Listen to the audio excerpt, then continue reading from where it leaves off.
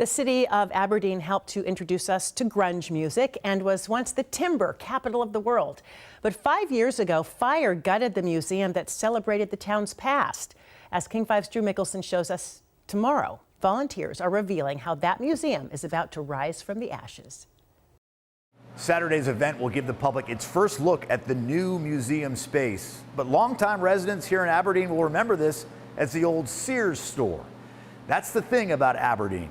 Good stories and history are lurking everywhere. He could top a tree like nobody else. Ed Malinowski was Nancy Kyle's great uncle. I remember one day when he was cutting through a tree and he hit a bee's nest. Nancy grew up in Aberdeen, and her parents taught her to celebrate the past. Preserving the history is key, and they were so passionate about it. So she volunteered at the Aberdeen Museum of History when it was over at the Armory.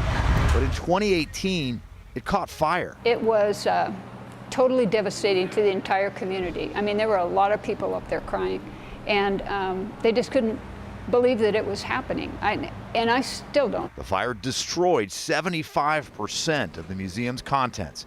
But those that survived, photographs, documents, even an old fire truck, have been preserved. This week we found some Peruvian whistling jugs. Volunteers have also found a new space and are looking for advice on what to include in the new museum. Aberdeen was once called the hellhole of the Pacific. Ruth Hamilton says they had to bring the museum back from the ashes. For those of us who are history buffs, it's just a passion, and we want to tell the stories of our people and our community because it informs who we are today. Aberdeen's reign as timber capital of the world will be celebrated, along with arguably the city's most famous resident, Nirvana frontman Kurt Cobain.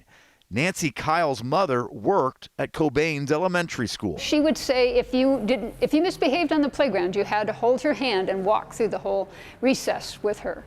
And so Kurt would do that. And like she was taught, preserving stories celebrates places like Aberdeen. I hope so. I'm trying to carry it on. The volunteers hope to have this place up and running in about 2 years, but it'll take more than just their passion to make that happen. It'll be about $2 million to get this building ready. They're hoping for help from the state, the local governments, as well as donations. In Aberdeen, Drew Mickelson, King 5 News.